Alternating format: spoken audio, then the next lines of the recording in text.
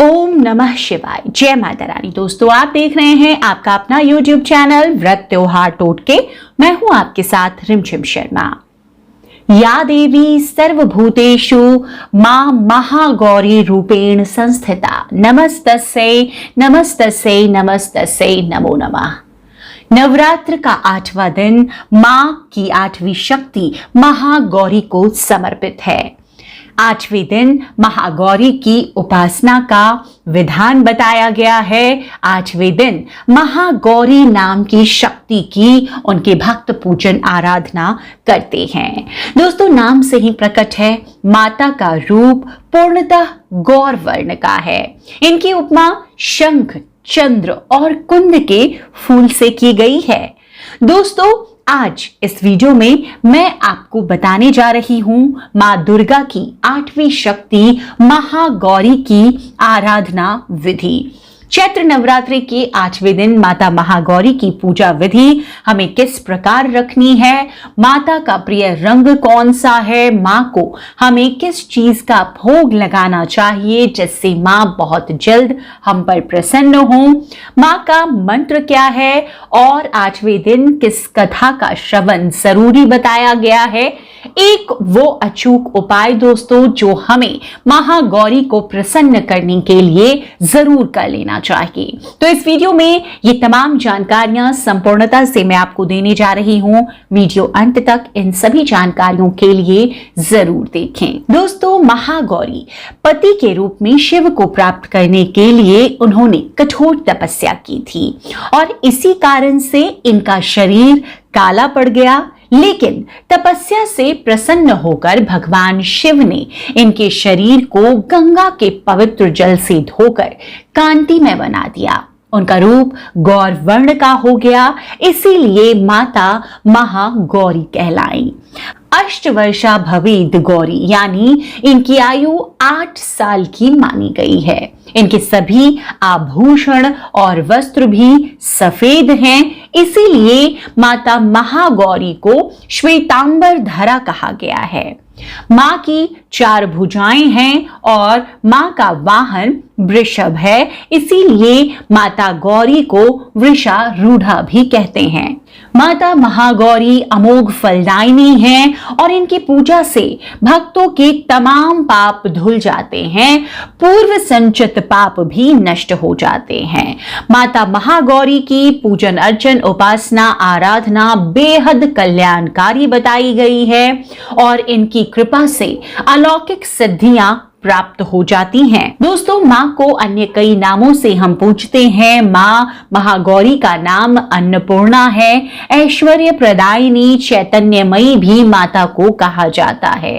महादेव प्रमोददा, इसका मतलब है महादेव को आनंद देने वाली देवी भी महागौरी ही हैं। दोस्तों, एक मान्यता के मुताबिक एक बार एक भूखा सिंह भोजन की तलाश में वहां जा पहुंचा जहां देवी पार्वती तपस्या कर रही थी।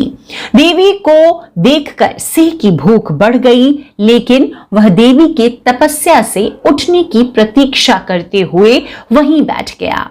इस प्रतीक्षा में वो काफी कमजोर हो गया।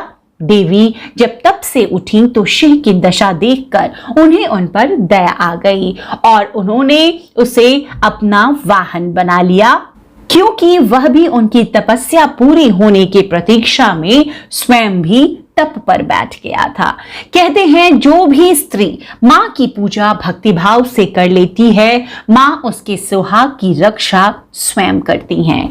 इसीलिए दोस्तों, माता महागौरी की पूजा आराधना सुहागन महिलाओं के लिए, कुंवारी लड़कियों के लिए विशेष फलदायी है। उन्हें मां की पूजा आराधना विधि विधान से करनी चाहिए। दोस्तों, माता को अत्यंत प्रिय है सफेद रंग, तो माता की पूजा आराधना में आप सफेद रंग के साथ कोई और एक अन्य रंग, सफेद रंग सुहागिन महिलाएं नहीं पहने, वो पीला भी पहन सकती हैं या लाल रंग के वस्त्र भी सफेद रंग के साथ मिले हुए पहन सकती हैं। पूजा आराधना के दिन तो आप इसी वस्त्र को धारण करें और उसके बाद मां की विधि विधान से पूजा करें। दोस्तों, माता महागौरी की पूजन अर्चन के लिए सबसे ज्यादा महत्व जो रखती है चीज, वो रखती है सौंदर्य प्रदान करने वाली सुहाग प्रदान करने वाली चीजें। तो माँ को इस दिन आपको उनकी पूजा विशेष आराधना जब आप करेंगे तो 16 श्रृंगार की वस्तुएं जरूर भेंट करें। माता को सफेद पुष्प प्रिय है तो माँ को आप इस दिन सफेद पुष्प अर्पित करें। इसके बाद धूप दीप फल फूल नैवेद्य पीले भोग माँ को आप लगाएं और आप पीले फल भी माँ को अर्पित करें। और इसके बाद माता की कथा के बाद आप आरती उतार कर पूजन को संपन्न करेंगे। दोस्तों, अष्टमी की तिथि के दिन भी कई लोग कन्या पूजन करते हैं, तो माँ की पूजा आराधना के बाद आप कन्याओं का पूजन कर सकते हैं। जिन कन्याओं को कन्या पूजन के लिए आमंत्रित करते हैं उनकी आयु 2 से 9 वर्ष की होनी चाहिए, तो ये हमें ध्यान देना है। दोस्तों, अब माता गौरी का जो मंत्र है वो मंत्र मैं आपको बता दूं। इसी मंत्र का जप आपको इस दिन करना चाहिए, जितनी ज्यादा संख्या आप कर सकें। मां महागौरी का मंत्र है श्वेते वृषा समरूढ़ा श्वेतांबर धरा शुचि महागौरी शुभम विद्यान महादेव प्रमोदता।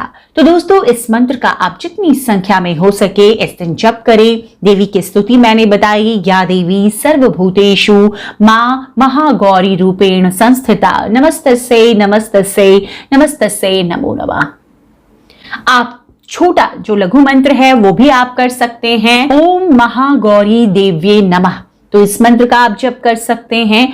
जो भी आपको सहूलियत हो उस मंत्र का आप ज्यादा से ज्यादा बार जप जरूर करें। माता को भोग में नारियल का भोग भी अत्यधिक प्रिय है, तो आप माता को अष्टमी तिथि में मां महागौरी को नारियल का भोग जरूर अर्पित करें।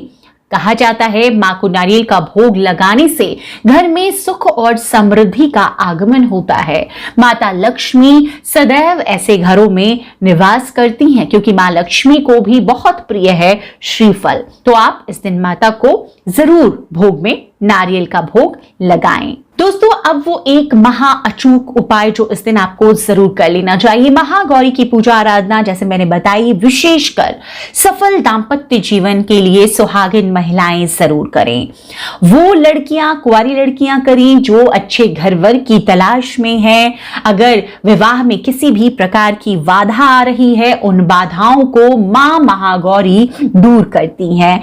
दोस्तों, कुंवारी कन्याओं के भी महागौरी पूजन का विशेष महत्व बताया गया है, क्योंकि सीता माता ने भी भगवान राम से विवाह के पूर्व महागौरी की ही पूजन अर्चन की थी।